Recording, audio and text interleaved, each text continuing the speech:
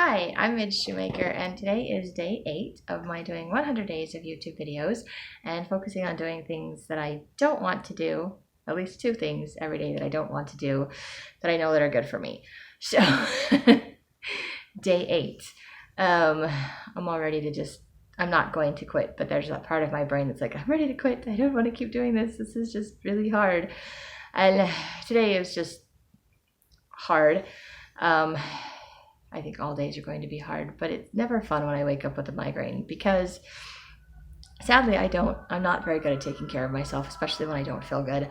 I never learned how to do that. Honestly, I just learned that I'm like, okay, if I don't feel good, I can just stay home. And then I stay home and in bed and I stay up and read books or I watch TV all day. And it's an excuse to not have to do anything, which really being sick isn't an excuse to not do anything because my body, when I have a migraine, I have learned, one, I need to be hydrated, so I have to drink more, and I have to eat food, especially when I feel nauseous. I have to eat food. It's like the opposite of what I feel like doing, but it actually helps to settle my stomach so that I don't end up making it worse. And I need sleep, so I need to be quiet, dark, cold place because cold helps with my migraines. So these are things that I need to do in order to help it to go away on its own and to go away quickly.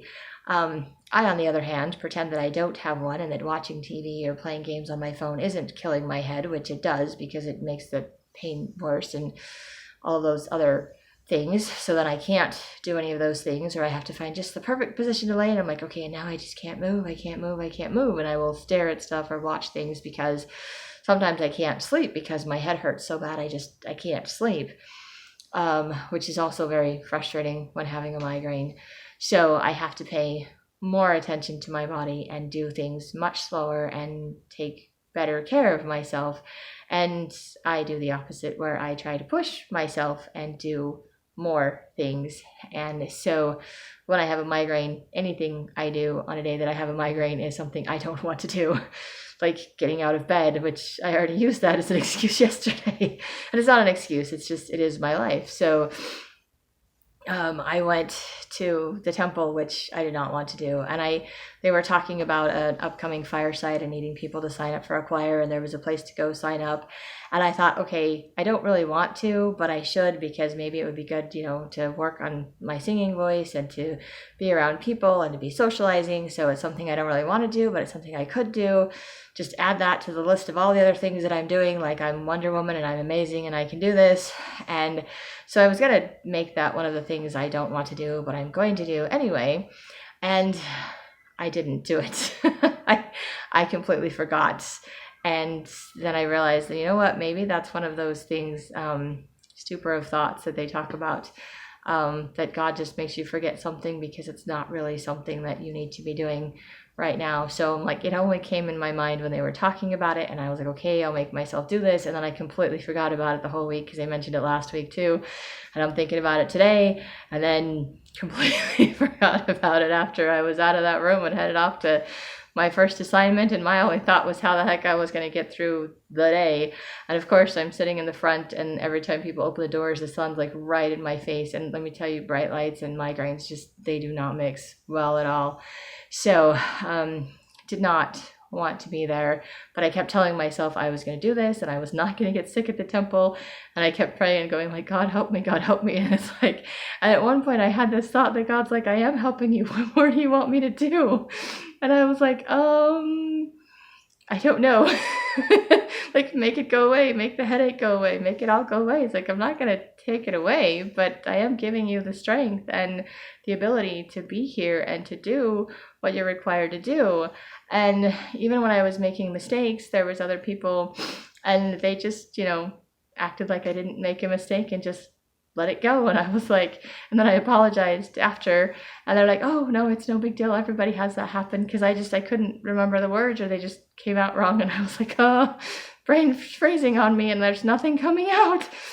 And so everyone was just so kind and generous, and I didn't tell anyone, because I do that. I didn't tell anyone that I had a headache. I didn't tell anyone that I wasn't feeling good. I was just there doing my assignment. I didn't ask for any changes in assignments, nothing like that. And I was actually very grateful because I was at the front where people come in, and have to show their temple recommends. And we usually have to do all of the scanning, and trust me, scanning and beeping is very painful when you have a migraine, little noises.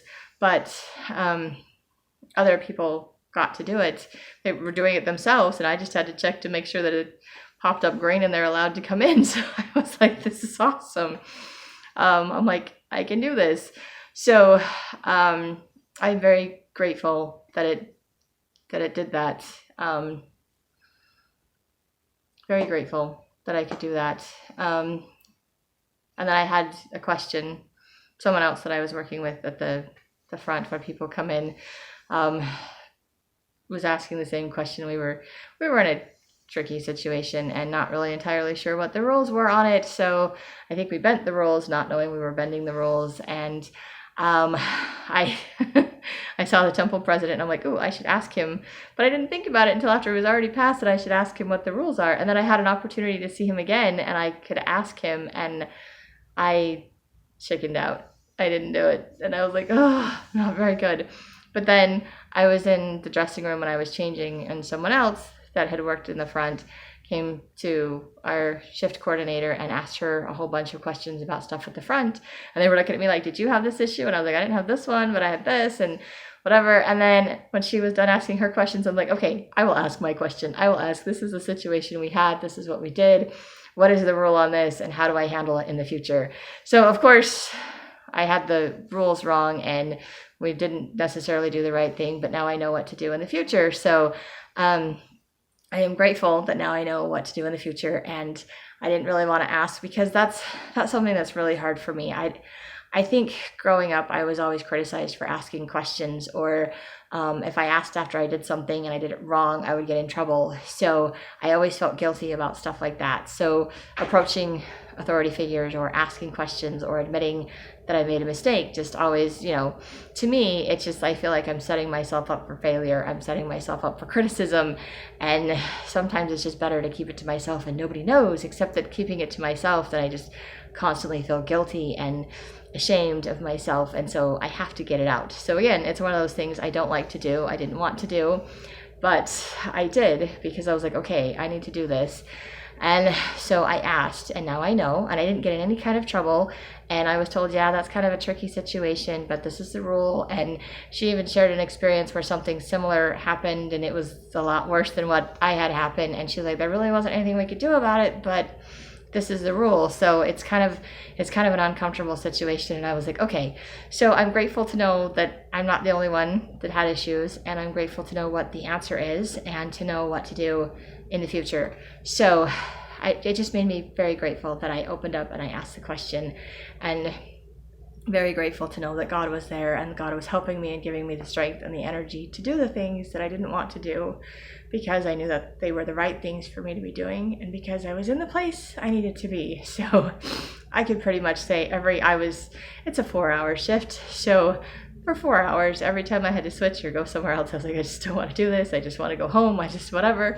And I did it. So I had 4 hours of doing something that I wanted to do because it's my calling and because I love being in the temple and serving and helping other people, but I did not want to do because my head was killing me and I was feeling nauseous, and I can't carry a bottle of water around with me, so I have to constantly take a break and go to the drinking fountain, and I only have breaks every half hour. Some situations I didn't even have them for my first assignment is 2 hours. It's 1 hour and 45 minutes, but I still excuse myself to get a drink a couple of times just because I know I need to stay hydrated with my head. So it kind of helped me. And then I came home, and even though I didn't want to, I didn't do my dishes, but I stacked my dishes up by the sink, and I made dinner. I made food for myself so that I could feel better. And then, of course, I had a list of other things that I was going to try to convince myself to do. And one of them was even to go to bed early. And instead, I just did what I always do when I don't feel good. And I laid down on my couch and I just watched TV and played games on my phone. And I was just like, as long as I don't move, it doesn't hurt if I don't move. And I just don't want to move because then my head's going to hurt. And sure enough, as soon as I moved, it was like, all the dizzy and the pain and the can't balance, can't walk, can't move, and I'm going to die. Not really, but seriously, it's not fun. If you've had migraines, you know what I'm talking about. So, but I'm grateful that I was able to at least do those things. And then, of course, still having a migraine, I'm like, I'm making my video because this is something that I want to do and I want to keep track of it because, one, I'm hoping in sharing this with other people that you'll see that it's okay to do things that are scary and hard or things that you don't want to do because there's a positive outcome on the other side. And I'm trying to do this with a positive spin on it and focusing on the gratitude and recognizing God's hand in my life as I've done in my other videos, and knowing that these are things that are going to help me build character and to feel better about myself, to let go of the guilt and the shame and the overwhelm and all the things that I hold on to or that I've procrastinated doing. But it's hard because change is hard, and doing things you don't want to do is hard, even though they're good for you. So I'm just hoping in doing my videos that I'm setting an example for others that are watching. And I'm also hoping that for myself that this is helping to make this a more permanent change in my life, and that maybe by the end of the 100 days, I won't be so afraid to do things that I don't want to do or things that are scary or things that are hard, because I will have spent 100 days of forcing myself to do hard things. Not really forcing myself, but convincing myself that I need to do these things because they're good for me, and that's better to do the things that are good for me than it is to avoid them, because they just pile up and get worse when I avoid them, and it's better when I let them out. So I am attempting to share them and to let them out so that I'm not holding on to them. They can't hurt me. It takes away their power, and it makes me feel good that I'm actually following through with my goals, and I get to see my progress in making these videos and hopefully share an example with other people, so it makes it easier for you to do things that you don't want to do as well. So that's what I have for today, day 8. Yay, 92 days to go. I'm so doing a countdown for this because I so want to be done already. Anyway, if you like these videos, you can hit like, subscribe, share with someone else if you think they'll like it too. And I hope you have a great day full of gratitude, and maybe get brave enough to try doing some things you don't want to do that you know are good for you too.